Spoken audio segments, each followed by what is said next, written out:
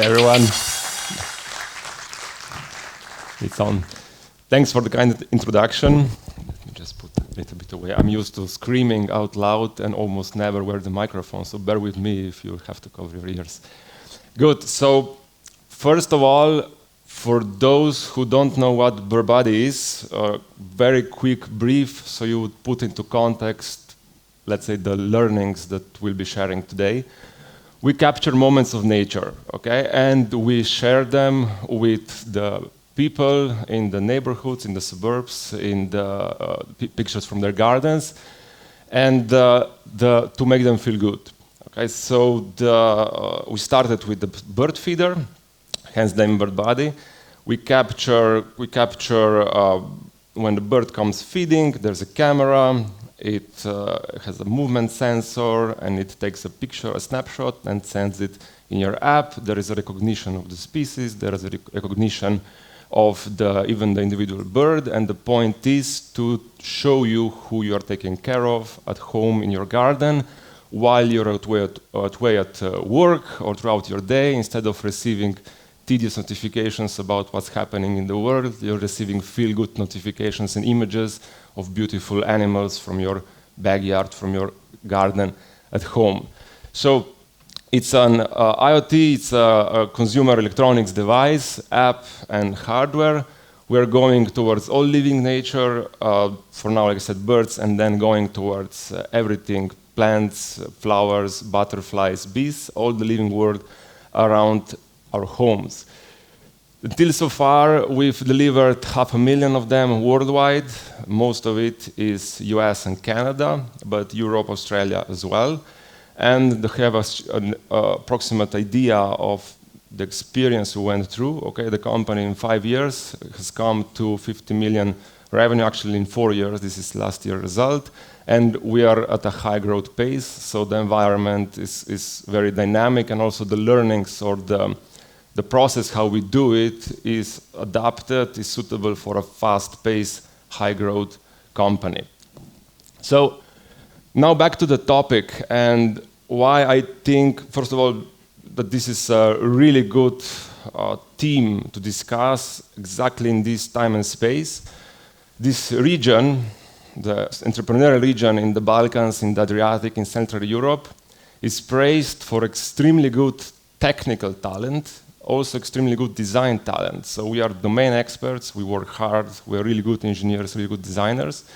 We have a flaw, we are notorious for a flaw. We fall in love with our products, we fall in love with the things we are building so much that we forget to ask people if they need it, right? So the idea is, the thing is, we build castles in the sky and then hope they will come, right? So please, hands up, everybody who has spent months on years developing or building something without first asking if somebody needs it. Looking at those hands down, I don't believe it. I'm also a computer engineer by background, been there, done that, still doing it. So, okay.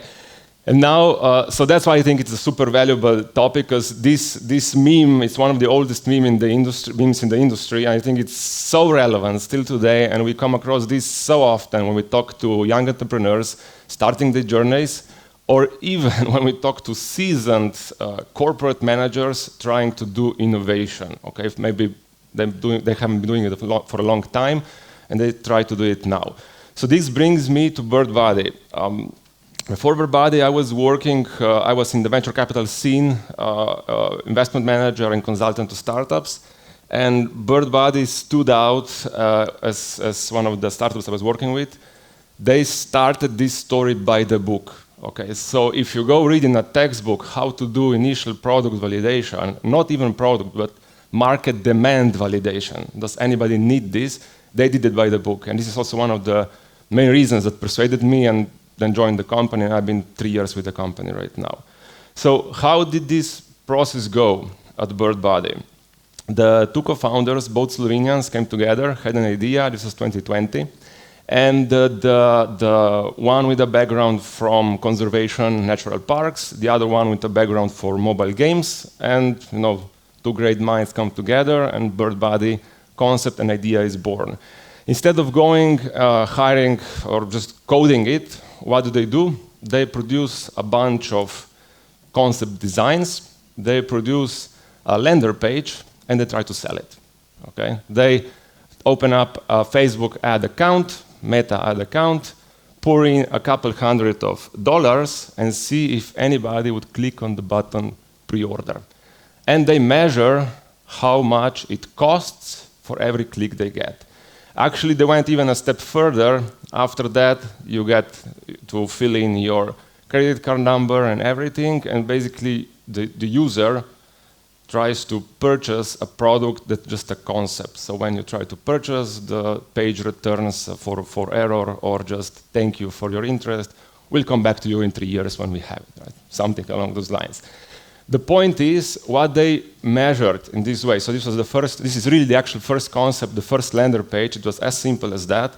And this was the mobile app, the kind of Figma wireframe, prettified a little bit. And on this, they did the first tests and they put in, I will butcher the numbers, but give or take $500 and got back for $300 of fake purchases, okay? And they iterated this a couple of times. They improved, made it positive, so the fictitious return on investment from the ad spend was already positive. What did they do with that? Raise money to do a proper validation. They went to the local angels, some of them are among us today. They showed trust in the project, the data backed it up because there was market demand, and with that money, they went to the next step, not yet developing. No, they had a small validation done. They went for a bigger validation. They built a prototype and went on Kickstarter. Okay, so Kickstarter also will come in 2 minutes with a couple of guidelines on Kickstarter. Kickstarter is not something that you can go without money. You need to run a proper campaign and do proper sales. So this is what they did. They went with, I think, something like $300,000, produced a proper prototype, hired the first couple of people, generated a lot of leads, emails, and then converted them into purchases here. Kickstarter was the first validation, can this scale? They did $3 million on $300,000 investment. Okay, this was another super strong proof. How do you know if it's strong? You can go compare against the benchmarks. What is the usual return on invest on Kickstarter? This is super strong. What did they do? Based on this, they raised more money, and only now they started implementation. So they had something like 50,000, 40,000 pre-orders already. Okay, they had 3 million in the bank from Kickstarter, and on this they went and raised, I think, the first 7 million, something like that, of VC money, and started a company with 10 million in the bank. Right? So, and then the engineering started, and this was the first working prototype of the actual product. You saw the designs were already ahead, but it was a non-working prototype. This was the first working prototype, and eventually, after a year and a half of work, this came out. Right? So, and the first Kickstarter was completed mid-2021, and fall 2022, the product was on market and fulfilled. What's the point? What's the point of the story here? Whatever you're developing, whatever idea you have, sooner or later you will have to sell it, right? And why not try it before you invest a year or 2 or 3 and hundreds of thousands or tens of thousands or millions into developing it? Either way, you will have to sell it. Try sell it today, right? And then compare yourself against the benchmarks if they make sense. The benchmarks are very much dependent on your type of product, on your price point, on your industry, and your market, but you can find them. We can also talk in the Q&A how and where to find them. In other words, this is not at all different from what you read in the books. Okay, it's by the book Lean Startup. and it's by the book design thinking. We heard about design thinking earlier. We'll hear much more later, but it's interesting that despite reading it in the book, people don't do it, and I have an idea why. We'll discuss later.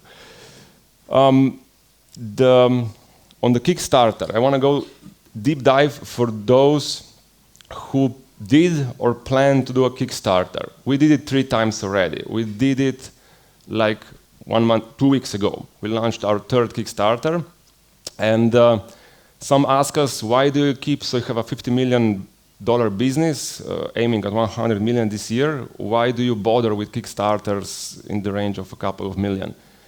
It's a validation tool, right? So it's the first validation at scale. So we did it in 2020, we did it in 2023, and now in 2025. And we have a recipe that works pretty well for us.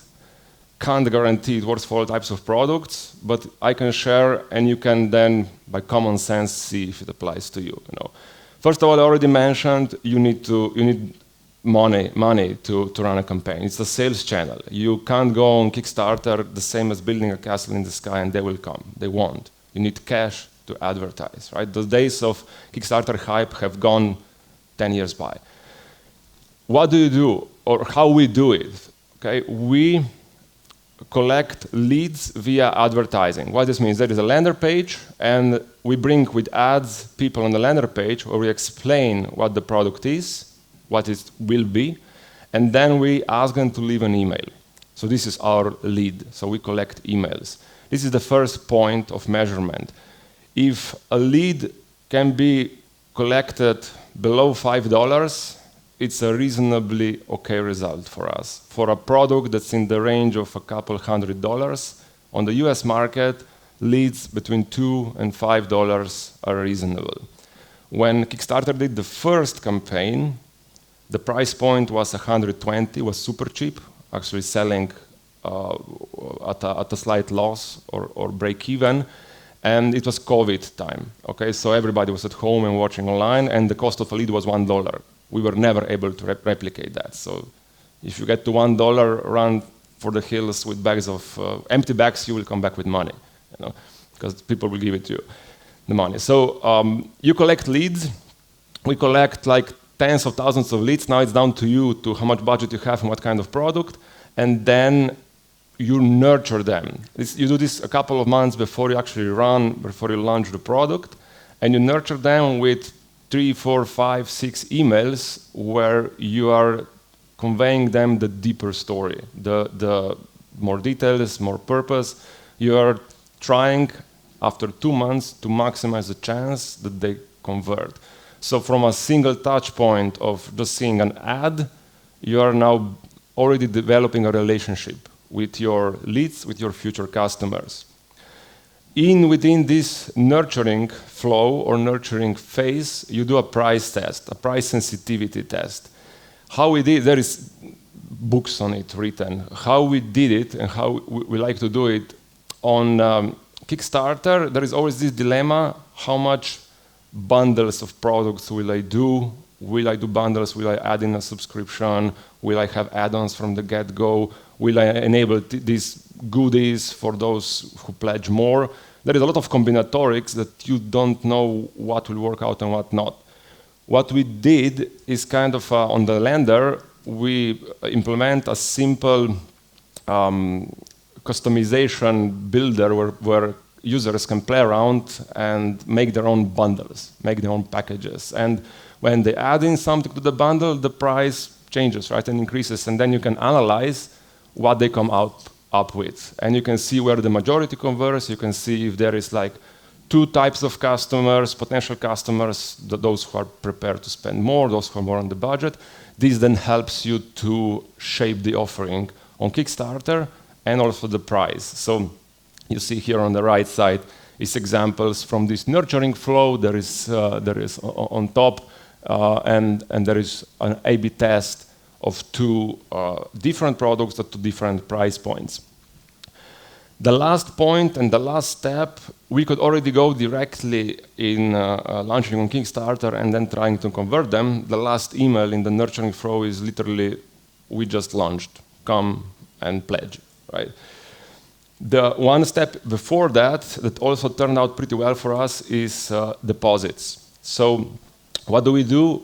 We ask like a week or a couple of days before the launch, would you pledge $20 as a sign of early commitment and early belief, early trust, and for that you will get a discount. This also works for us as a really good engagement tool for the audience, for the leads, and also as a sanity check for us. We know how much, so around 5% of the leads, if you convert 5% to depositors, that's a win. And then the majority of depositors converts into a paying user. Now, why? It's again, you don't pound them directly with a $200 offering, but you ask them for 20, and then you ask them for more. So these are really the tactics that we are using. If you wish to know more, happy to talk about it. One last content-wise piece of content. Sometimes we do a ton of A/B testing, we do a ton of price sensitivity test, messaging, copy, nurturing flows, audience segmentation. Sometimes it still happens that just changing the background, that CPA is the cost per acquisition, or the customer acquisition cost, CAC, however you want to put it. Sometimes such a, trivial thing like changing on which side the house is on the background can halve your acquisition rate, and we still don't have an idea why. And we are blaming kind of the algorithms for it. Not kidding, Meta's algorithms. Sometimes we find this absurd, so you just don't know. You have to test a couple of variations. Sometimes it's on you, sometimes it's the world out there. You have to test a little bit. Okay, if you want to take a photo of this one, in the sense it's just a toolbox that we use. I won't go through all of them. You can have an idea of our toolbox. The things I haven't touched on today at all is the app, right? So this was all about selling the hardware product. For us, then the app comes later, or the app install comes in parallel. It's a companion app release. So on the app, it would be, Ante will be talking much more about the app, I'm pretty sure, just after me. There you usually measure cost per install, right? So we measure cost per purchase. On the app, if it's free, you measure cost per install. Good, so my bottom line is, look, you've heard roughly what the story was here, and we really do regard BirdBuddy and how the initial founder started this as a by-the-book case of not building it before you really have trust and confidence that you are not wasting your time. Right? So whatever it is you're doing, you can try to sell it today, and you can apologize to those couple who will click, and you don't need to withdraw the money from their account. You can just throw an error when they say purchase. Okay? You can do this every time, and if you haven't done this and you're months or years into the engineering progress, do it like next week. You will be thankful to yourself. Because I want to leave you with this, is my favorite quote from Running Lean: life's too short to build something nobody wants. Thank you. Yes, thank you, Tom. Thank you very much. For some reason, I was hoping some birds will be flying around you, but maybe in the Q&A zone, so that's for you to check. Just to sum up, could you tell us what's the top one conclusion from your validation process that you would always start with? To always start the validation process, the process is pretty simple, really, pretty simple. The most difficult part is, and you will also see with yourself, is still this love of your idea, love your product, when to actually face the harsh reality of this world. Right? It's nice to sit beneath the four walls and strategize and design and draw on the table, but then eventually you have to, okay, now we have to put this to test. Right? So sometimes we even do that too late. Even though the company went through all these learnings, we still have to be very self-aware and have self-control to, okay, now we really need to validate. We are already too deep into that. Yeah, objectivity is a hard thing when it comes to something that's yours. Your passion. Exactly. Thank you. Thank you, Tom, Thank you very much. Thank you. Now we've heard how important it is. Yes, please. Yes, yes, yes.